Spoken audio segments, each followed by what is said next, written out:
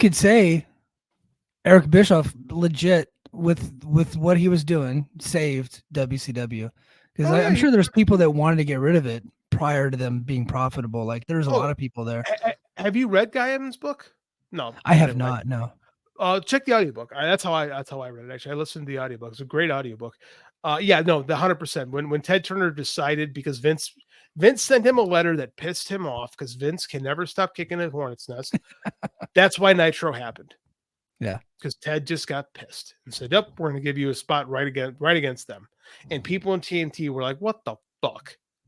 We have to have wrestling on our network? What the Mhm. hell?" That's the And whole thing. Brad Siegler said as much in I believe episode Yes, sir. 1. I think. Yeah. Yes, sir. That's the truth. But again, so you could actually say the 2 years the WCW was successful was an aberration because for Yeah. the Well, majority of the company's existence, it was not. it lost, and you've said this several times, and they talked like Brad Siegler said it. It's like, why do we still have this company? It loses money every single year, with the exception of 2 years. It was a money loser outside of that 2 years. Like it makes no sense to keep it. Ted liked wrestling. Yeah. And Ted, something that Jim Crockett said in the interviews, Ted always wanted to own wrestling. That's why he backed Ann Gunkel when she had the big Georgia War in the mid 70s, is that Ted wanted to have the wrestling and he wanted to be part of it and he wanted to own it. Ted liked wrestling. He didn't watch every week, but he liked it. He knew that people loved wrestling and he thought it was cool. Yeah. Like Well, so when Ted's and he that's knew the that helped build his network. uh-huh. Okay, this is the thing. If Ted isn't forced out, the show probably survives.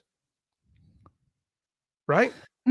So yeah, maybe it survives, but I think the greater point that needs to be made, and I think where they should have went with the end of Who Killed WCW, is that yeah, okay, so if Ted isn't forced out, yeah, they're going to continue to bleed money for a while. Ted wasn't going to give up on the thing, but okay, so he is forced out. If WCW was still making money, they would still be on the air.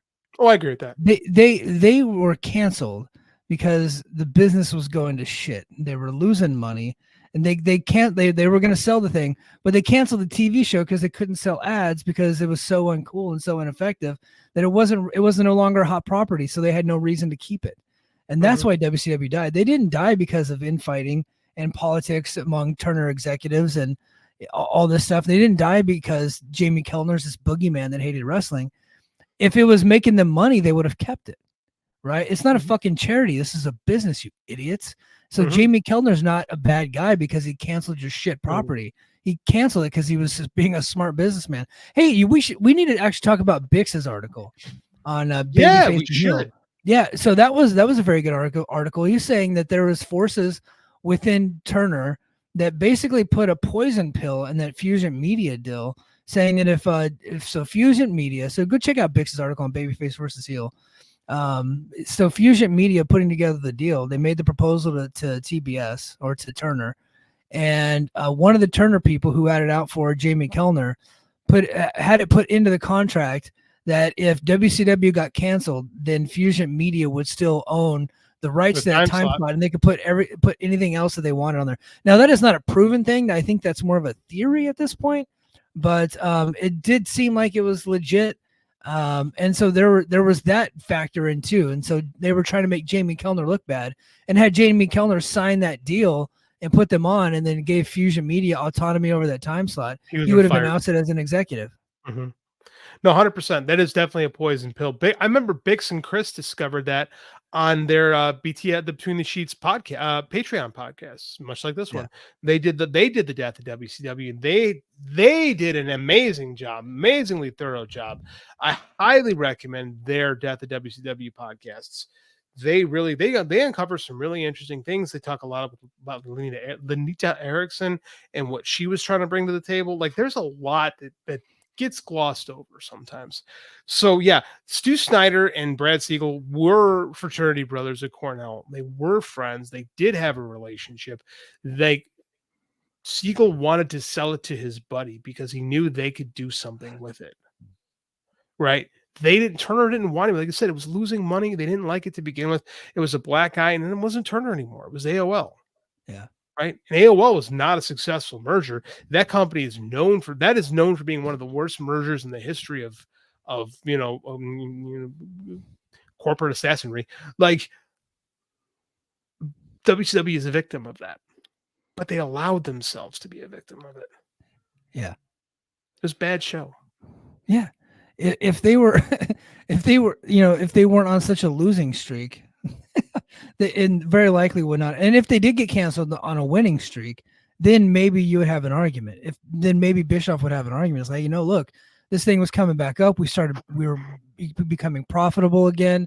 Ratings are back up. Houses are back up, and they still canceled us. So okay, well then yeah, they're assholes. But no, it wasn't the case. Like everything was shit. By the end of it, that if they didn't cancel, that they would have been fools. I actually think you could argue that it was actually worse in 2000 than it is in 2001. Like there's actually some when they canceled the show, it wasn't awful. Like it wasn't good, but I mean, like it was better than it was around Bash at the Beach, Yeah, 9 months yeah, before then. However, like we talked about the AEW, once the train starts going in one direction, it takes a long time for things to kind of catch up. yeah, Right? Like WWF started getting good in 97. By the time it gets really popular in 98, the show isn't as good as it was the year before, but the train's already moving that way. Right? yeah. AEW starts to slip, and someone's like, well, it's gone down since the Brochachos. And it's like, bro, it's been going down before the Brochachos.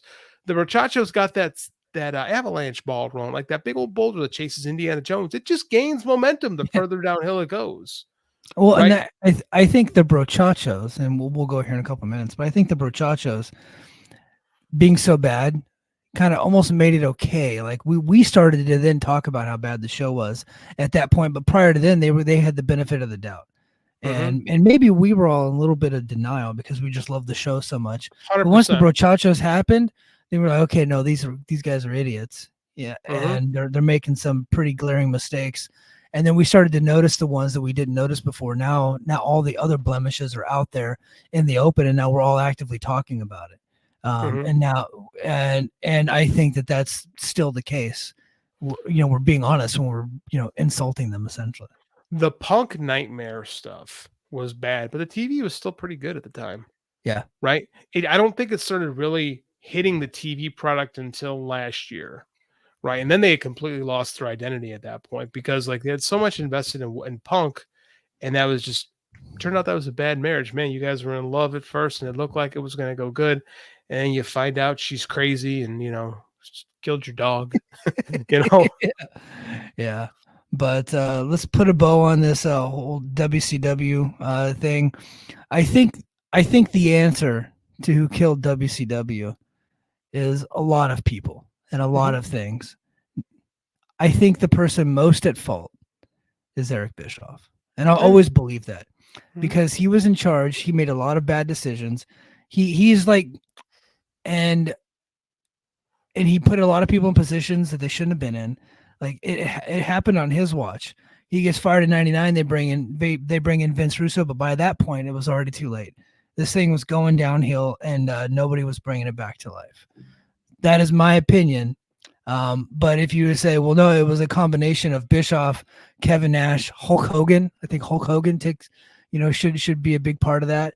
Bad contracts, and then AOL Time Warner not wanting the show anymore. Yeah, all those things are true. But I think that if it did not get off the rails as bad as it did under Eric Bischoff's watch, it would still be a company.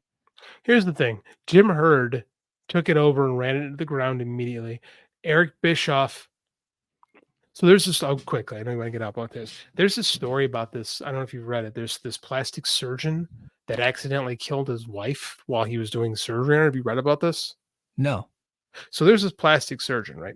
He did all these like procedures on his wife, and he was performing surgery on her in his clinic, right? And she was getting some crazy stuff done. She just took like a handful of barbiturates, then he started operating on her, and then she starts waking up during the surgery. So he sticks her full of a bunch of undiluted lidocaine, and then her body she goes into seizure, Wow. right? And then he goes, no, don't call the ambulance. I can save her. She winds up going to the hospital anyway. So he does save her in that moment. She lives for another 2 weeks in the hospital, basically in a coma, never regains consciousness, but she's alive, and then has a heart attack and dies. I kind of think like that's kind of what happened here. Like it was bad, and then he saved it, Yeah. but his actions in saving it caused the downfall. Because all the stuff that saves WCW is the stuff that puts it in the ground. Maybe that was a Mhm. really harsh metaphor, but I don't know. I see a I parallel. think, yeah, I think it was accurate, but the things that saved WCW winded up killing it Yeah, that was ultimately. that's what I was going for. That was really harsh in the long run, but I think that yeah, Yeah. I hope that is the last time we talk about who killed WCW, but I get the feeling this topic's got going to it. rear its ugly head again. I'm sick of it. I feel Yeah. like every year we talk about this at least for a few weeks. Well, we did a whole series on the WCW invasion where we went week by week and kind of relived We some of did. this stuff, and it was actually kind of fun. It But was. I had a good time with it. We had Muse on. but Muse got to tell his story. That was fun. yeah. So that whole thing was really cool. But all right, guys, that is going to do it for us on this episode of Overtime. Next